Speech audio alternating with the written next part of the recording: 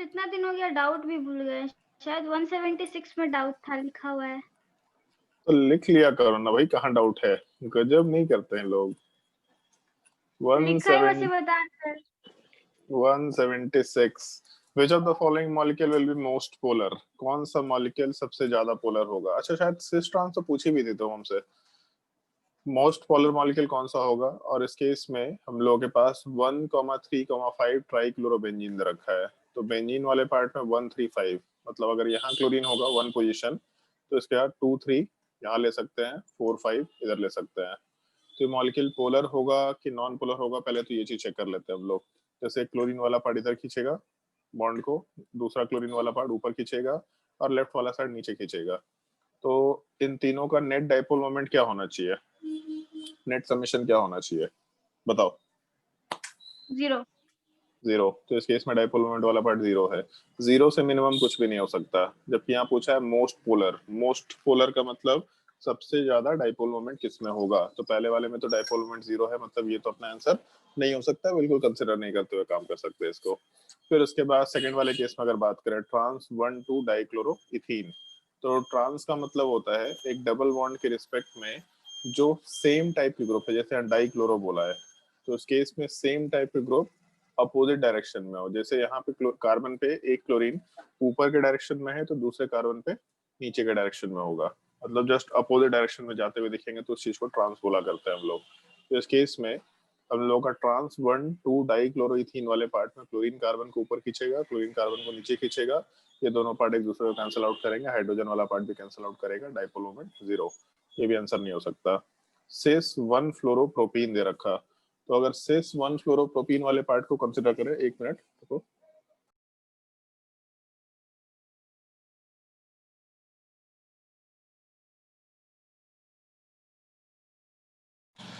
तो इस केस में जैसे हम लोगों के पास अगर सिस 1 फ्लोरोप्रोपीन दे रखा, तो इस केस में प्रोपीन वाले पार्ट को अगर कंसिडर करेंगे, हम नीचे साइड में स्ट्रक्चर बना दे रहे हैं, तो थोड़ा इसी को जूम कर लेते हैं। तो इस केस में जैसे हम लोग के पास प्रोपीन दे रखा, तो प्रोपीन का मतलब तो ये होना चाहिए, और उसमें 1 फ्लोरोप्रोपीन का मतलब ये कार्बन नंबर 1 होगा, इसमें फ्लोरीन होना चाहिए। तो हम लोगों का अगर सिस स्ट्रक्चर बनाना है, तो सिस स्ट्रक्चर में जैसे एक चीज सोच के देखो, इस कार्बन वाले पार्ट पे अगर एक फ्लोरीन है तो एक हाइड्रोजन होना चाहिए, क्योंकि कार्बन 4 बॉन्ड बनाएगा। दूसरे कार्बन पे एक CH3 है, तो दूसरा एक हाइड्रोजन होना चाहिए। तो ये दोनों हाइड्रोजन ग्रुप सेम टाइप के हैं, ये दोनों सेम ग्रुप अगर सेम साइड में हो गए तो उसको सिस बोलते हैं। ये सिस ट्रांस नोमेनक्लेचर वर्ड ध्यान रखना। सिस का मतलब सेम ग्रुप सेम साइड में, और ट्रांस का मतलब अपोजिट साइड में। तो जो डबल बॉन्ड होगा, उस डबल बॉन्ड के रिस्पेक्ट में दोनों हाइड्रोजन वाले जो ग्रुप्स हैं वो सेम साइड में होने चाहिए। तो पहले कार्बन पे एक फ्लोरीन वाला पार्ट है और दूसरा एक CH3 वाला पार्ट दे रखा, ऐसा कंसिडर कर सकते हैं। और लास्ट वाले केस में ट्रांस 1 फ्लोरोप्रोपीन। तो ट्रांस 1 फ्लोरोप्रोपीन दे रखा है, इसका मतलब दोनों हाइड्रोजन्स इस बार अपोजिट साइड में, मतलब जो दोनों सेम ग्रुप है वो अपोजिट साइड में, और ऐसा कंसेंट्रेशन लेके चल सकते हैं हम लोग। तो इस पूरे स्ट्रक्चर को अगर कंसिडर करना शुरू करें, तो जैसे हम लोग का फ्लोरीन वाला पार्ट ज्यादा इलेक्ट्रोनेगेटिव होता है, और दूसरा तुम लोग को एक छोटा सा पॉइंट बताया था कि sp हाइब्रिडाइजेशन वाले पार्ट का साइज सबसे छोटा होता है, फिर sp2 वाले पार्ट का, और sp3 का साइज सबसे बड़ा होता है। तो पीरियोडिक टेबल वाले पार्ट में तुम लोगों ने इलेक्ट्रोनेगेटिविटी वाला पार्ट पढ़ा होगा। इलेक्ट्रोनेगेटिविटी वाले पार्ट को हम लोग रेडियस के जस्ट इनवर्सली प्रोपोर्शनल मान के चलते हैं। कि रेडियस वाला पार्ट या साइज वाला पार्ट जितना बड़ा होगा, इलेक्ट्रोनेगेटिविटी उतना ही छोटा होगा। तो sp3 का अगर साइज वाला पार्ट सबसे बड़ा है, तो इस केस में जब हम लोग इलेक्ट्रोनेगेटिविटी को कंसिडर करना शुरू करेंगे, तो जिसका साइज सबसे बड़ा है उसका इलेक्ट्रोनेगेटिविटी सबसे कम होना चाहिए। मतलब sp हाइब्रिडाइजेशन अगर होगा सेम एटम का है, जैसे कार्बन एटम का ही sp हाइब्रिडाइजेशन है, sp2 हाइब्रिडाइजेशन है, या sp3 हाइब्रिडाइजेशन है, तो sp हाइब्रिडाइजेशन का इलेक्ट्रोनेगेटिविटी सबसे हाईएस्ट होगा, फिर sp2 वाले पार्ट का नंबर आएगा, और सबसे लास्ट में sp3 वाले पार्ट का नंबर आएगा। तो एक चीज कंपेयर करके देखते हैं यहाँ पे, जैसे मान लो इस कार्बन का हाइब्रिडाइजेशन निकालते हैं, तो ये कार्बन वाला पार्ट sp2 हाइब्रिडाइजेशन है, ये दूसरा कार्बन भी sp2 हाइब्रिडाइजेशन है, बट ये CH3 वाला जो कार्बन है ये sp3 हाइब्रिडाइजेशन है। तो sp2 carbon will be more electronegative than sp3। इसका मतलब sp2 कार्बन इलेक्ट्रॉन्स को अपने तरफ खींचना चाहेगा। जो ज्यादा इलेक्ट्रोनेगेटिव एटम होता है उसी के डायरेक्शन में डाइपोल बनाता है। तो फ्लोरीन वाला पार्ट कार्बन को अपने तरफ खींचेगा, और sp2 कार्बन इस CH3 वाले कार्बन को अपने तरफ खींचेगा। तो यहाँ दोनों डाइपोल वाला पार्ट ऐड अप हो रहा है, डायरेक्टली ऐड होता दिख रहा है। जबकि ऊपर वाले केस में जब सिस का स्ट्रक्चर था तो सिस वाले स्ट्रक्चर में हम लोगों के पास एक छोटा सा पॉइंट ये था कि फ्लोरीन वाला पार्ट को तो नीचे खींच रहा है, मतलब फ्लोरीन वाला पार्ट कार्बन को नीचे खींच रहा है, बट यहाँ से CH3 वाले पार्ट को ऊपर खींच रहा है। तो एक पार्ट नीचे जा रहा है, एक पार्ट ऊपर जा रहा है, तो कुछ ना कुछ कंपोनेंट कैंसिल आउट होने वाला है। जैसे उसको ऐसा लिख सकते हैं कि एक कंपोनेंट नीचे जा रहा है और एक कंपोनेंट ऊपर जा रहा है यहाँ पे। तो दोनों का हम लोग हॉरिजॉन्टल कंपोनेंट, जैसे हम लोग नीचे वाले लाइन को इसको ब्लू से रिप्रेजेंट कर देते हैं ऐसा, इसका दो कंपोनेंट बना सकते हैं, एक हॉरिजॉन्टल कंपोनेंट और एक वर्टिकल कंपोनेंट नीचे के डायरेक्शन में। ऊपर जो रेड वाला पार्ट है इसका भी दो कंपोनेंट अगर बनाए तो एक हॉरिजॉन्टल कंपोनेंट, एक वर्टिकल कंपोनेंट। तो हॉरिजॉन्टल कंपोनेंट तो एडअप होगा बट वर्टिकल कंपोनेंट वाला पार्ट कैंसिल आउट होने की कोशिश करेगा। तो इसके जैसा वेक्टर वाले पार्ट में पढ़ा होगा तुम लोगों ने वेक्टर एडिशन में, तो उस केस में कुछ पार्ट एडअप हुआ, कुछ पार्ट कैंसिल आउट हुआ। जबकि सेकेंड वाले केस में, मतलब नीचे वाले केस में, एक कंपोनेंट ऐसा है और दूसरा उसी डायरेक्शन में है, तो इस केस में दोनों डायरेक्टली एड अप हो जाएगा क्योंकि कुछ भी पार्ट कैंसिल आउट नहीं हो रहा। तो सबसे ज्यादा डाइपोल मोमेंट हम लोग को ये ट्रांस वाले पार्ट के स्ट्रक्चर में दिखाई दे रहा है, इसलिए मोस्ट पोलर कंसिडर कर सकते हैं। ठीक ठीक सवाल है, मतलब ऐसा है कि इस तरह के सवाल के इंट्रोडक्शन एक बार होगा, आगे दोबारा तीसरी बार होगा, तो उसके बाद बहुत ही नॉर्मल सा सवाल ही है, बट पहली बार खुद से सीखने में ज्यादा मजा आएगा। इसमें बस ये दो टर्म है जो हम लोग को अभी नहीं पता, सिस और ट्रांस, बट चलो ठीक है, इंट्रोडक्शन हो गया उस चीज का। और कोई डाउट? ये इन्फॉर्मेशन कॉपी में नोट करना है तो कर सकते हैं, साइज वाले पार्ट का और इलेक्ट्रोनेगेटिविटी वाले पार्ट का ऑर्डर। साइज का order sp less than sp2 less than sp3 और इलेक्ट्रोनेगेटिविटी का order sp greater than sp2 greater than sp3, क्योंकि electronegativity is inversely proportional to radius. ये पार्ट का ऑर्डर नोट कर लो।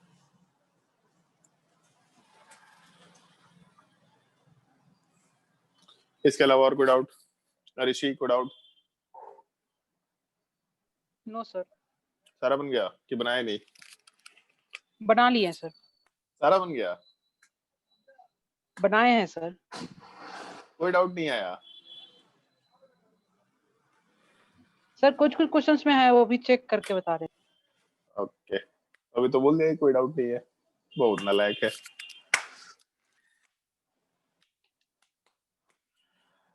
बताओ भाई, और कोई डाउट है तो बताओ।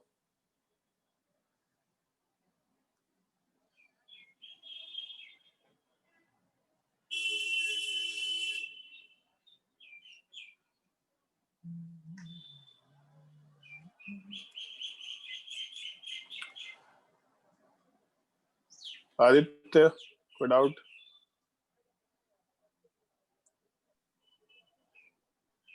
सर हाँ बोलो। सर आप केमिकल बॉन्डिंग के स्टार्टिंग में बोले थे कि कोऑर्डिनेट बॉन्ड का अलग से टॉपिक करवाएंगे, वो बताए नहीं आप। बताएंगे, तो अभी अलग से टॉपिक का टाइम आया नहीं है, सीख लेंगे कोऑर्डिनेट सर बॉन्डिंग में, बड़ा कोऑर्डिनेट अच्छा बॉन्ड की वजह से स्ट्रक्चर में प्रॉब्लम आता है बहुत। कोई बात नहीं, सीखते जाओ उस चीज को। हर चीज मतलब जहां जहां प्रॉब्लम होगा हर एक उस चीज के लिए एक लेक्चर थोड़ी ना बन सकता है, वो उसका एक इंट्रोडक्शन मिल गया तुम लोगों को। और कुछ चीजें ऐसी जो टाइम के साथ धीरे धीरे सीखेंगे, जैसे कोऑर्डिनेट बॉन्ड है, बार बार स्ट्रक्चर आता जाएगा तो अपने आप समझ में आ जाएगा अच्छा यहाँ एक कोऑर्डिनेट बॉन्ड बन रहा है, या इस तरह के स्ट्रक्चर में। जैसे एक चीज देखना, हमेशा इन जनरल नाइट्रोजन में कोऑर्डिनेट बॉन्ड बनता है, इन जनरल, ठीक है। तो नाइट्रोजन आएगा तो हाँ ठीक है, एक बार कोऑर्डिनेट बॉन्ड देख लेते हैं। या फिर अगर मान लो वैलेंसी कंप्लीट नहीं हो पा रहा तो चलो कोऑर्डिनेट बॉन्ड से काम हो जाएगा। जैसे मान लो कि N3 माइनस है, इसका स्ट्रक्चर बनाना है, तो कैसे बनेगा? तो N3 माइनस का स्ट्रक्चर जब पहली बार बनाएंगे तो नहीं समझ में आ रहा होगा, बट जब दूसरी बार बनाएंगे तो जैसे ऐसा सोच के देखो कि N2 है, तो N2 वाले पार्ट का मतलब हो गया दोनों के ऊपर एक एक लोन पेयर है, और इसके बाद एक N माइनस है, तो नाइट्रोजन के ऊपर कितना वैलेंस इलेक्ट्रॉन होता है? 5, और एक नेगेटिव चार्ज हो गया, मतलब टोटल 6 इलेक्ट्रॉन हो गया। तो अगर नाइट्रोजन के ऊपर टोटल 6 इलेक्ट्रॉन है, इसका मतलब नाइट्रोजन को 2 इलेक्ट्रॉन चाहिए, बट N2 में नाइट्रोजन का ऑक्टेट पूरा हो चुका है, तो ये दोनों स्पीसीज का ऑक्टेट पूरा हो चुका है, जबकि N माइनस को 2 इलेक्ट्रॉन चाहिए। तो 2 इलेक्ट्रॉन कैसे मिलेगा? तो यहाँ से लोन पेयर अगर कोऑर्डिनेट कर दे तो नाइट्रोजन का ऑक्टेट पूरा हो चुका था, उसको कुछ मिला भी नहीं, और दूसरे वाले का भी ऑक्टेट पूरा हो गया। तो इस तरह के सिचुएशन में जहाँ पे एक स्पीसीज को अपने ऑक्टेट को पूरा कराने के लिए 2 इलेक्ट्रॉन चाहिए और दूसरे के पास एक लोन पेयर अवेलेबल है, तो इस केस में कॉम्बिनेशन में आराम से लोन पेयर कोऑर्डिनेट करेगा। तो स्ट्रक्चर ऐसा बना सकते हैं, ट्रिपल बॉन्ड N, और यहाँ से coordinate bond N minus consider कर सकते हैं। इस चीज को कोऑर्डिनेट बॉन्ड बोलते हैं। रिप्रेजेंटेशन का एक और तरीका होता है जो तुम लोगों को बताया था कि अगर ए वाला पार्ट बी के ऊपर इलेक्ट्रॉन कोऑर्डिनेट कर रहा है तो इस केस में ए और बी के बीच में एक बॉन्ड होगा, जिसके ऊपर से लोन पेयर गया वहां प्लस चार्ज और जिसके ऊपर इलेक्ट्रॉन गया वहां माइनस चार्ज। तो जैसे एन ट्रिपल बॉन्ड एन अगर लेके चले तो इस केस में यहाँ पे एन के ऊपर एक माइनस चार्ज पहले से था और कोऑर्डिनेट बॉन्ड का ये एरो वाला रिप्रेजेंटेशन हटाए तो एक प्लस माइनस चार्ज फिर से डाल दिया। तो नाइट्रोजन के ऊपर तो टोटल 2 माइनस चार्ज दिख रहा है, तो इस केस हम लोग एन ट्रिपल बॉन्ड एन और उसके अलावा यहाँ पे एन -2 कर देंगे और सामने वाले पार्ट पे +1। इस चीज को भी हम लोग कोऑर्डिनेट बॉन्ड का रिप्रेजेंटेशन बोल सकते हैं। देखो कोऑर्डिनेट बॉन्ड कुछ नहीं है, कोऑर्डिनेट बॉन्ड बेसिकली कॉम्बिनेशन है दो अलग अलग स्पीसीज का। एक स्पीसीज के पास इलेक्ट्रॉन है, उसको जरूरत नहीं है इलेक्ट्रॉन की बट उसके पास इलेक्ट्रॉन है, और दूसरे स्पीसीज को जरूरत है 2 इलेक्ट्रॉन्स की, तो वहाँ एक कोऑर्डिनेट बॉन्ड का फॉर्मेशन हो जाता है। अदरवाइज कॉम्बिनेशन पॉसिबल नहीं हो पाएगा। तो ये मतलब ऐसा है कि इंट्रैक्शन है एक तरीके से। जैसे मान लो कि N2O बनाते हैं मान लो, तो N2O बनाने की क्या जरूरत है, N2 से भी तो काम चल सकता है। बट अगर N2O नेचर में एग्जिस्ट कर रहा है तो जैसे N2 है, N ट्रिपल बॉन्ड N और ऑक्सीजन है, तो ये मालूम है कि N2 एग्जिस्ट करता है, N2O बनाना है। ऑक्सीजन वाले पार्ट को कितना इलेक्ट्रॉन चाहिए, 2 इलेक्ट्रॉन चाहिए। नाइट्रोजन के ऊपर एक लोन पेयर है तो ये कोऑर्डिनेट बॉन्ड बना देगा, काम हो गया। अगर मान लो O3 मॉलिक्यूल की बात करते हैं तो O3 मॉलिक्यूल वाले पार्ट में जैसे हम लोग को O2 पता है तो यहाँ पे एक और ऑक्सीजन दे रखा। अब क्या करें, तो O3 O2 वाले पार्ट का अगर स्ट्रक्चर बनाएंगे तो O डबल बॉन्ड ऑक्सीजन बनेगा। एक ऑक्सीजन को 2 इलेक्ट्रॉन चाहिए और दोनों ऑक्सीजन के पास इलेक्ट्रॉन एग्जिस्ट कर रहा है, तो ये अपना लोन पेयर वाला पार्ट कोऑर्डिनेट कर देगा, तो एक कोऑर्डिनेट बॉन्ड बन गया। तो इस तरीके से कोऑर्डिनेट बॉन्ड का फॉर्मेशन कंसिडर किया जा सकता है कि जहाँ पे एक स्पीसीज में लोन पेयर मतलब ऑक्टेट एक्सपैंड नहीं करा सकते और उसके पास इलेक्ट्रॉन्स पड़ा हुआ है, सामने वाले को इलेक्ट्रॉन चाहिए और उसमें भी 2 इलेक्ट्रॉन चाहिए, तो कोऑर्डिनेट बॉन्ड बन जाएगा। तो ऐसे स्पीसीज को धीरे धीरे ही प्रैक्टिस कर सकते हैं। बहुत ज्यादा कोऑर्डिनेट बॉन्ड वाले स्पीसीज है भी नहीं पी ब्लॉक में। अगर तुम उठा के देखो, जो तुम लोग को लेविस स्ट्रक्चर बनाने बोले थे, देखो उसमें कितने कोऑर्डिनेट बॉन्ड वाले स्पीसीज है, बहुत ज्यादा नहीं है। तो नहीं है तो ठीक है, कोई बात नहीं, उसको छोड़ दो। जितने हैं उनको याद कर लो कि हाँ ये स्ट्रक्चर्स याद रखने अपने को, कि याद रखना ही पड़ेगा। ऐसा नहीं कि मतलब हमको समझ में आ जाता है कि अच्छा N3- इतना कोऑर्डिनेट बॉन्ड बनेगा, समझते नहीं है हम। कोऑर्डिनेट बॉन्ड रहता है, N2O में कोऑर्डिनेट बॉन्ड है, ये हमको मालूम है, तभी हम सीधा कोऑर्डिनेट बॉन्ड सोचते हुए ही काम करते हैं। तो ये सब फैक्ट्स याद रखने पड़ेंगे, मतलब इसको समझ नहीं सकते। हाँ ये है, ये स्ट्रक्चर बना रहे हैं तो स्ट्रक्चर जैसे हम लोग क्या करेंगे, स्ट्रक्चर बनाते वक्त नाइट्रोजन सेंट्रल एटम है, एक तरफ ऑक्सीजन एक तरफ नाइट्रोजन, ऐसा बनाया। अब क्या करें, तो ऐसा कर सकते हैं कि यहाँ पे 3 बॉन्ड बना दिया तो बाहर वाले का ऑक्टेट पूरा हो गया, यहाँ डबल बॉन्ड बना दिया तो ऑक्सीजन का ऑक्टेट पूरा हो गया, ऐसा बना दिया। ये लेविस स्ट्रक्चर होना चाहिए। बट यहाँ तो एक प्रॉब्लम है कि नाइट्रोजन में कितने वैलेंस इलेक्ट्रॉन होते हैं, सॉरी कितना वैलेंसी होता है, तो वैलेंसी तो 3 होता है न्यूट्रल फॉर्म में, जबकि यहाँ तो 5 बॉन्ड बना रखा है।